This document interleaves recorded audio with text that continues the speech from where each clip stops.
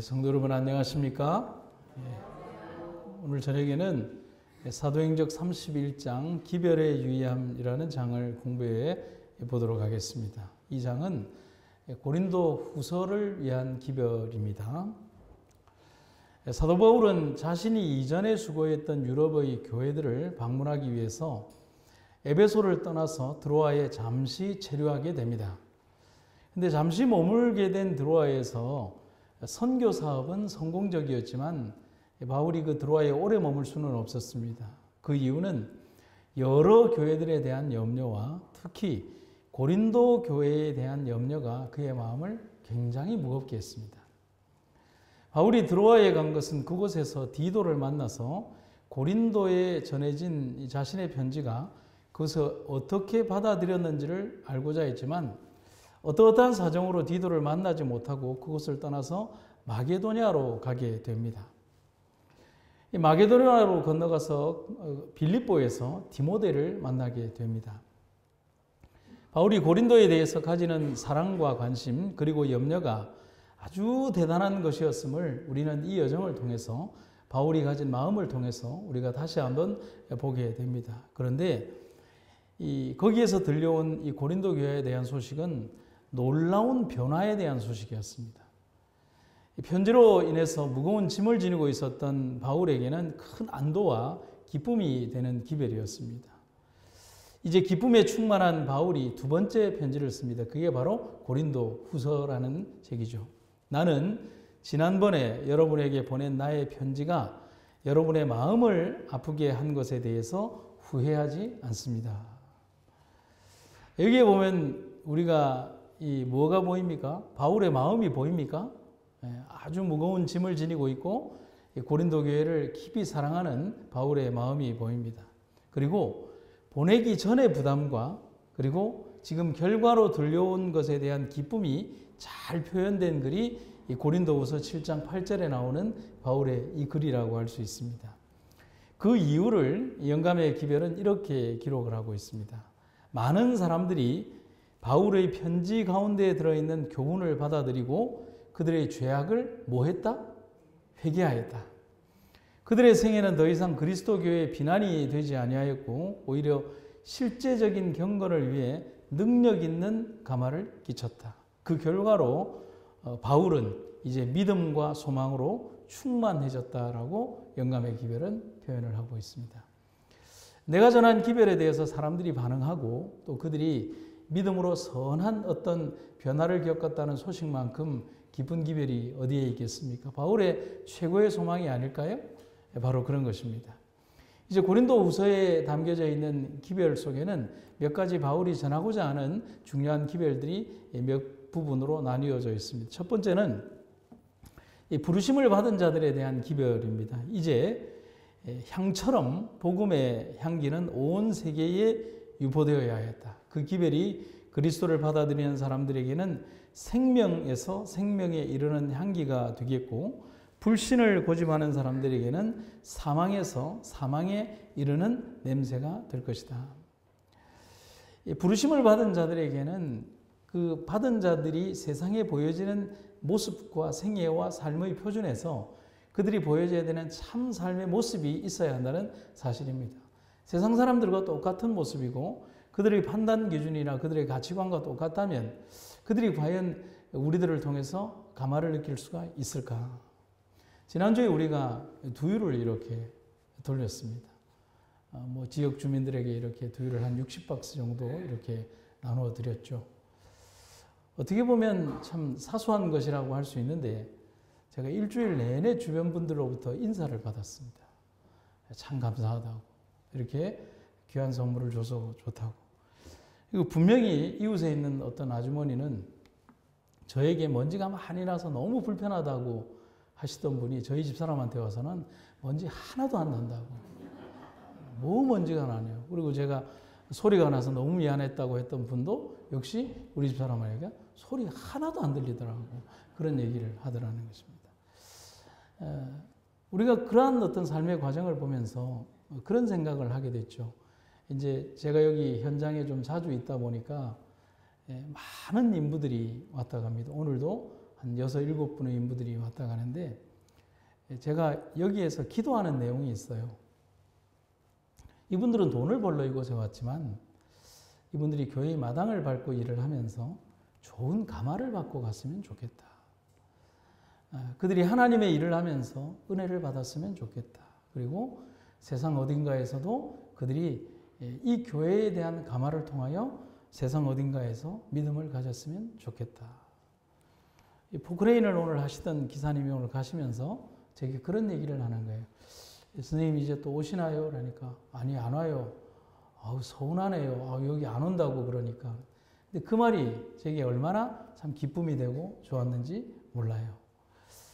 우리가 살아가면서 누군가에게 기쁨을 준다는 것, 그것이 그리스도인으로서 교회가 비록 세상과의 어떤 거래에 있어서 손해를 볼 수도 있고 조금 어떤 일을 당할 수도 있겠지만 그들에게 좋은 가마를 끼칠 수 있다면 그것이 얼마나 좋은 일들일까를 생각해 보는 것입니다. 오늘 여러분들의 삶에도 여러분들을 지나가는 수없이 많은 사람들에게 빛이 되고 향기가 되고 아름다운 선한 품성의 영향이 여러분들을 통해서 앞으로 펼쳐나가기를 간절히 바랍니다. 그런데 바울이 풀어야 할 문제가 있었습니다. 그것은 사람들은 선한 가마를 끼치고 회개를 하고 변화하고 은혜를 받았지만 여전히 고린도에는 거짓 교사들이 남아 있었다는 것입니다. 그런데 그 거짓 교사들이 사람들이 선한 회개를 하는 것을 보며 더욱더 자기 자신들의 어떤 위치를 공고히 하기 위하여 자신들의 정당성을 주장을 하면서 예루살렘 교회가 그들에게 주었던 추천서를 사용했다고 기록한 겁니다.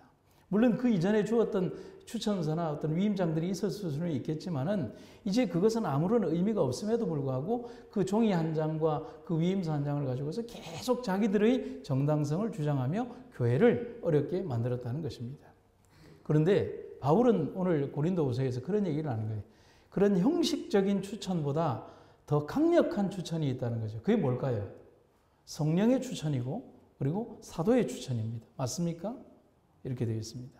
너희가 우리의 편지라 우리 마음에 썼고 무사람이 알고 읽는 바라. 너희는 우리로 말미암아 나타난 그리스도의 편지니 이는 먹으로 쓴 것이 아니요 오직 살아계신 하나님의 영으로 한 것이며 또 돌비에 쓴 것이 아니요 오직 육의 신비에 한 것이라. 너희들의 삶 자체가 바로 위임장이고 또 너희들에게 위임을 주신 하나님의 거룩한 성령의 은혜가 너희들에게 합당성을 부여했다는 사실입니다. 우상숭배에서 복음의 신앙으로 인도함을 받았던 고린도 신자들 그 자체가 바울이 필요로 한 바로 그 추천서였다. 여러분 아멘입니까? 그들 자체가 추천서이지 아무런 의미 없는 종이 한 장은 의미가 없다는 사실인 거죠.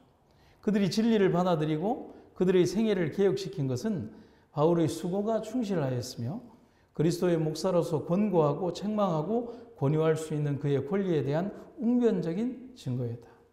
바울 역시도 부르심을 받은 이후에 자신의 사도성이 의심받고 공격을 받는 기간이 상당 기간이 있었습니다. 어쩌면 바울의 생애 내내 기간 동안 그런 어떤 취급을 받았을 수도 있습니다.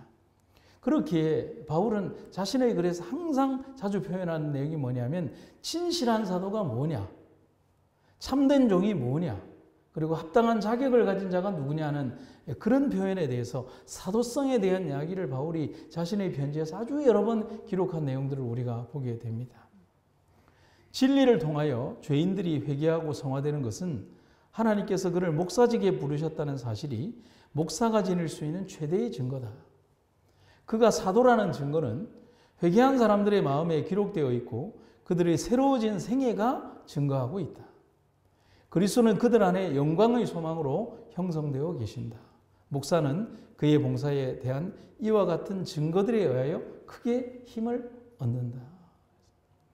저희가 목회를 나왔을 때는 목사고시라는 게 없었습니다. 저희는 일정 기간 시간이 지나면 당연히 인준 목사가 되고 또 인준 목사에 3년을 채우면 안수 목사가 됐습니다. 시험이라는 게 없어요. 요즘 젊은 목사님들은 참 힘들어요. 왜냐하면 시험을 친다고 그러더라고요. 시험을 치는데 인준 목사 될 때 시험 치고 또 안수 목사 될 때 시험을 친대요. 그럼 여기에서 이제 우리가 생각합니다. 당연히 성경 시험이니까 목사니까 시험 잘 나와야 되겠죠. 근데 사람이라는 게 목사라고 해서 시험 100점 나오는 게 아니거든요. 점수 데이터를 보면 어떤 목사님은 뭐 80점도 있고 90점도 있고 70점도 있고 아마 성경에 해박한 장로님들이 치면은 100점 나올 분들이 더 많을 경우들이 있어요. 왜냐하면 인생의 경험이 훨씬 적은 사람들이 목사들이잖아요. 그러니까 배운 것도 학교에서 배운 것 이외에는 잘 모르는 거죠.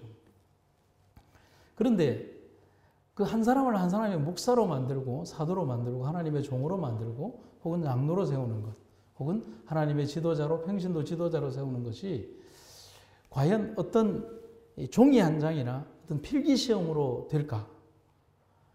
오늘 심각하게 바울은 그런 얘기를 하고 있네. 그게 우리의 신임서가 되는 것이 아니다. 우리들의 변화된 삶, 우리들이 보여주고 있는 삶, 우리들의 생애에서 사람들에게 지고 있는 선한 영향력과 진실한 성령의 내재가 그들의 사도성과 목사의 직임과 그리고 평신도 지도자들로서의 어떤 모습을 보여주고 있다. 그렇습니다. 복음을 위임받은 자들에게 우리의 삶이 얼마나 책임감 있는 삶이어야 하는가를 오늘 여러분과 저는 깊이 깨닫는 우리의 삶이 되시기를 간절히 바랍니다. 그래서 고린도서는 이런 두 번째 기별을 전합니다. 오늘날 필요한 목자의 모습에 대해서 말을 합니다. 단순히 이것이 목사인 저에게만이 아니라 오늘 지도자로 부르심을 받은 모든 장로님들과 그리고 하나님의 종으로 부름을 받은 모든 사람들에게 해당되는 기별이라고 보시면 됩니다. 그런데 정말 슬프게도 오늘날 부름을 받은 많은 목사들과 장로님들 그리고 하나님의 복음을 전하는 사람들 중에서 어떤 부족에 대해서 영감의 기별은 이렇게 지적을 합니다. 그리스도의 마음속에 있었던 사랑으로 충만한 사람들은 크게 부족하다. 정말 그리스도의 사랑에 감동한 사람들이 부족하다는 사실입니다. 오랜 세월을 그리스도 안에 살았고 어떤 신앙인의 이름으로 혹은 직책을 가진 자의 이름으로 살았지만 진실한 성령의 사람으로 살아가기에는 부족한 삶을 보여주었다. 교만, 자신, 세상에 대한 애착심, 험담, 신랄함, 시기심은 그리스도를 믿노라고 공언하는 많은 사람들이 맺는 열매다. 참 이게 이 뒷문장을 보면 앞부분을 빼고 그리스도를 믿노라고 공언하는 많은 사람들이 맺는 열매다라고 하는 것을 딱 요 문장만 하면 앞에 뭐가 나와야 될까요? 사랑, 긍휼, 은혜, 포용, 용서 이런 게 나와야 되는데 영감의 기별은 뭐라고 되어 있냐면 우리들 오늘 그리스도를 믿노라고 공언하는 여기에 표현이 있는 거예요. 믿노라고 공언하는 사람들이 맺는 열매가 뭐냐면 교만, 자신, 애착심, 세상에 대한 애착심, 험담, 신랄함, 시기심. 무서운 표현을 하고 있는 거예요. 구주의 생애와 현저한 대조를 이루는 그들의 생애는 종종 사람들이 그의 목회 활동을 통하여 회개하였던 그 같은 봉사의 성격에 대하여 슬픈 증언을 한다. 그러니까 슬픈 그들의 삶을 보여준다는 것입니다. 먼저 목사인 저에게 그리고 부름을 받은 우리들에게 전하는 슬픈 지적이자 회개해야 할 기별이 고린도후서의 기별이라고 하는 겁니다. 그렇다면 이 땅에 부름을 받은 목자된 자들은 어떤 일을 해야 할까? 어떤 모습이어야 할까? 참된 목사는 주님의 사업을 한다. 그는 죄인들을 보다 고상하고 높은 생애로 인도하기 위하여 끊임없이 일함으로 그들로 하여금 승리자의 상급을 얻을 수 있게 한다. 그의 입술은 제단에서 핀 수추로 찢어졌고 예수님을 죄인의 유일한 소망으로 높인다. 그의 말을 듣는 사람들은 그가 열렬하고 효력 있는 기도로 하나님께 가까이 이끌렸음을 안다. 성령이 그에게 임하셨고 그의 영혼은 활력 있는 하늘의 불을 느꼈으며 그는 신령한 사물을 신령한 것과 비교할 수 있다. 사단의 요새를 무너뜨릴 수 있는 능력이 그에게 주어진다. 그가 하나님의 사랑을 제시함으로 많은 사람들은 마음이 깊어져 내가 어떻게 하여야 구원을 얻으리까 하고 묻게 된다. 오늘 이제 일을 하시는 인부들 곁에서 있으면서 제가 참 기분이 좋았던 게 하나가 있어요. 뭐냐면 마당에 이렇게 레미콘 타설을 이렇게 정리하러 오신 이 현장 근로자분인데 세 분이서 이 레미콘이 오기 전에 막 자기들끼리 모여서 이제 잡담하고 술, 이제 뭐 이렇게 담배 피고 이렇게 계셔야 하는데 자기들끼리 모여서 계속 저희 교회를 찍는 거예요. 특별히 이제 엘리베이터를 중심으로 해서 이렇게 계속 찍더니만은 또 그 앞에서 또 서로 엘리베이터 앞에서 돌아가면서 자기들끼리 사진을 찍는 거예요. 그래서 제가 왜 저럴까라고 하면서 제가 그냥 엘리베이터가 좀 괜찮나요? 라고 이제 질문을 드리니까 아우 참 이쁩니다. 아우 참 교회하고 어울리고 참 이쁘네요. 아 그러네요. 뭐 거기 중에는 한 분은 이제 교회를 다니시는 분도 있는 것 같고 전혀 교회를 안 다니시는 분도 있는데 그런 얘기를 해주시니까 제가 마음이 너무 기뻤어요. 그러면서 이제 저에게 많은 것을 이제 질문하고 묻고 그래서 우리 교우님들이 이렇게 헌신하셨고 시골의 어떤 어려운 분들께서도 다 노인부터 시작해서 어르신들에게까지 이렇게 이런 일들을 했다니까 헌신을 하셨다라고 하니까 그분들이 참 마음에 감동을 받으면서 나중에는 언제 한번 꼭 여기 지나가다가 예배 날이 되면 한번 들어오겠노라고 하는 그런 얘기를 해주시는 거예요. 참 기뻤습니다. 우리가 삶을 살아가면서 좀 다른 이야기일 수도 있겠지만 하나님의 성령이 우리들의 마음속에 임하신다면 우리는 세상에 그들이 전혀 할 수 없는 말과 삶의 생애를 그들에게 보여주고 감동을 줄 수 있습니다. 그것은 억지로 주는 게 아니에요. 우리의 삶 자체가 그들에게 보여주는 삶 속에서 전혀 다른 삶을 그들에게 투영시킬 수 있다는 사실인 거죠. 그들이 바울 앞에서 혹은 베드로 앞에서 했던 것처럼 내가 어떻게 하면 구원을 얻을 수 있습니까? 라고 하는 양심의 가책을 받고 하나님의 교회를 바라보는 것처럼 오늘 우리들의 교회와 우리들의 삶이 세상 모든 사람들에게 빛과 은혜가 될 수 있도록 우리가 기도하며 고민해 봐야 할 것입니다. 우리가 우리를 전파하는 것이 아니라 오직 그리스도 예수의 주 되신 것과 또 예수를 위하여 우리가 너희의 종된 것을 전파합니다. 누구를 전파하는 게 아니라고요? 우리, 나의 공로, 내 모습, 내 경험 혹은 내 잘난 어떤 무언가를 전파하는 것이 아니라 오직 그리스도 예수의 주 되신 것과 예수를 위하여 우리가 너희의 종된 것을 전파한다. 오늘 부르심을 받은 모든 종들에게 이런 은혜와 결심이 있기를 간절히 바랍니다. 그리고 세 번째 기별은 뭐냐면 바울이 그런 축복의 말을 합니다. 우리가 질그릇 안에 무엇을 품었다고요? 질그릇 안에 보배 대신 예수님을 품었다. 아멘입니까? 복음을 전하는 이들이 가장 조심해야 할 것은 청중의 원하는 바를 위하여 믿음의 표준을 낮추는 겁니다. 복음을 쉽게 전한다는 것과는 다른 겁니다. 세상의 정신과 사람들의 편의를 위하여 복음을 기형적으로 만들어서는 안 됩니다. 바울에 의하여 청거된 목사들은 이런 특징을 가지고 있었습니다. 그들은 청중들의 바라는 바에 맞도록 그들의 신앙과 가르침을 뭐하지 않았고 변조하지 않았고 그들의 가르침을 더욱 매력있게 만들기 위하여 구원에 필요한 진리들을 숨기지도 아니했다.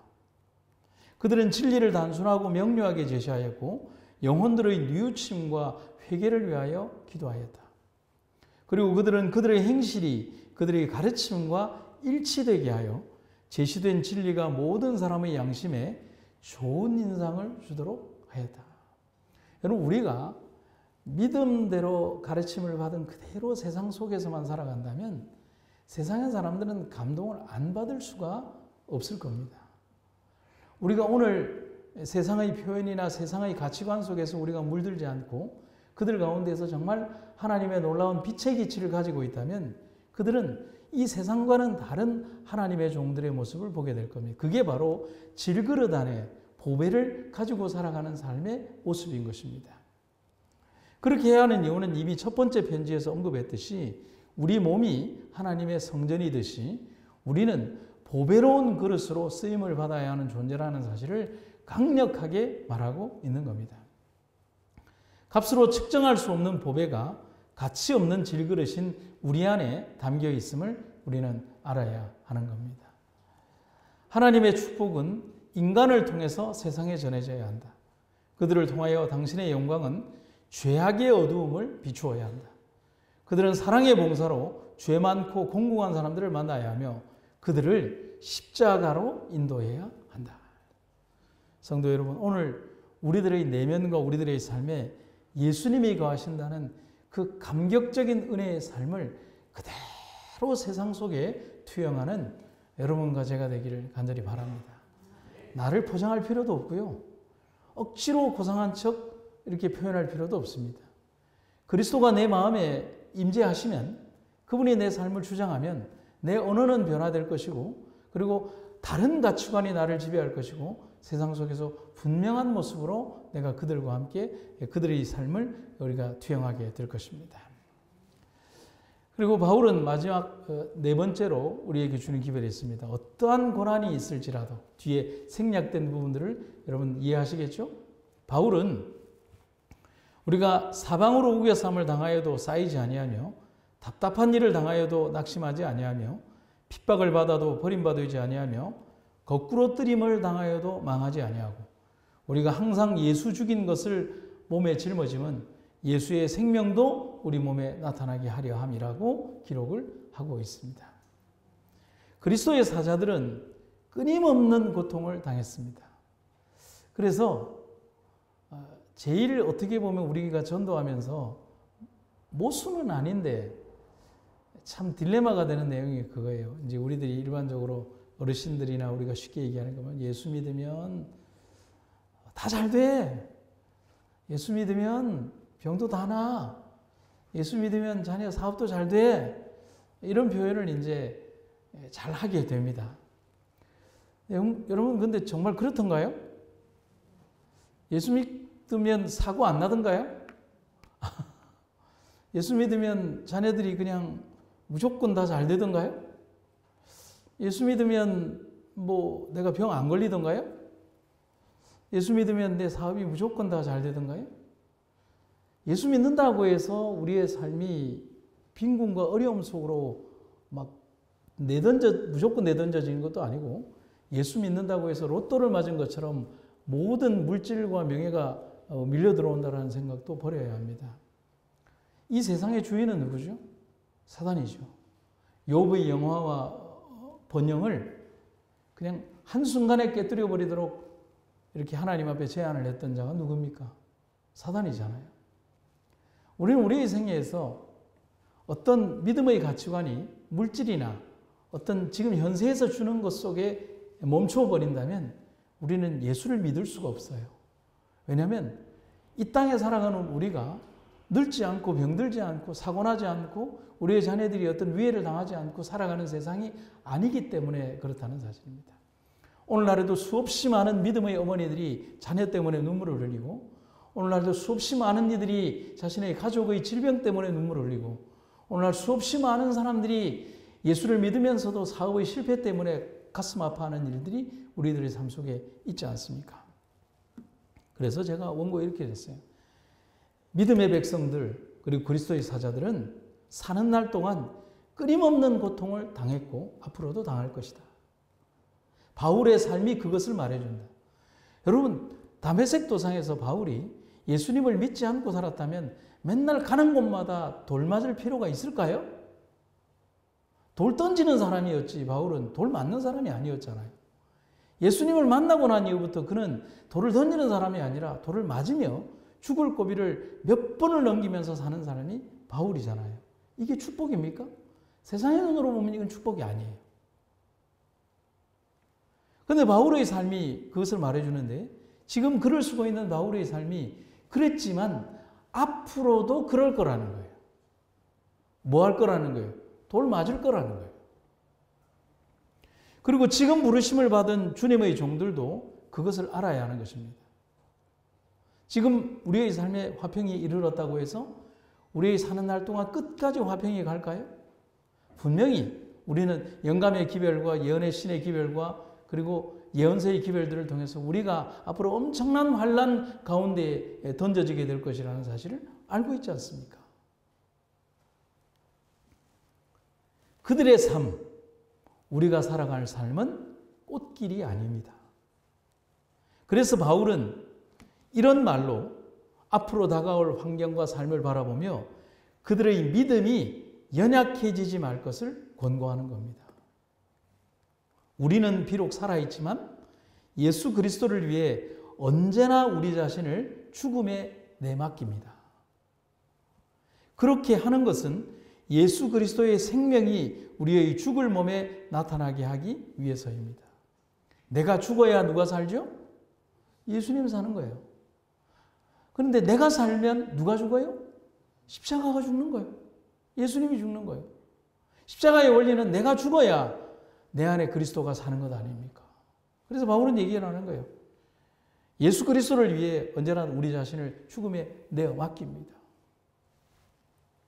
이어지는 바울의 고면을 영감의 기별에서 보면 이렇게 됩니다. 그에게 위탁된 진리의 본체를 완전히 확신하였으므로 아무것도 바울을 유혹하여 하나님의 말씀을 허위로 다루거나 그의 영혼의 확신을 취소할 수 없었다. 바울은 세상의 여론에 따라 재물이나 명예나 향락을 얻고자 하지 아니하였다. 그가 고린도인들에게 전하였던 신앙 까닭에 비록 끊임없는 순교의 위험을 당하였으나 그는 겁내지 아니하였다. 이는 돌아가시고 부활하신 그리스도께서 그를 무덤에서 일으켜 아버지께로 데려가시리라는 것을 믿었기 때문이었다.